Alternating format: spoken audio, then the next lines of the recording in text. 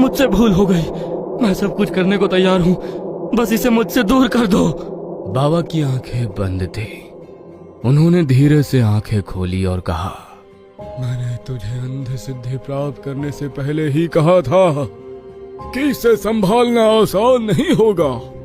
इसकी खिदमत में अगर कोई चूक हुई तो ये सिद्धि तुझे नहीं छोड़ेगी। अब मैं कुछ नहीं कर सकता। उस रात सदानंद पूरी तरह टूट चुका था।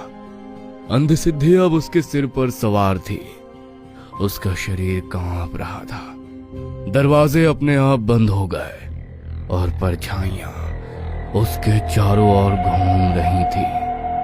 धीरे धीरे अंध सिद्धि ने उसे मानसिक रूप से इतना कमजोर कर दिया कि उसने खुद से ही मुक्ति मांगनी शुरू कर दी।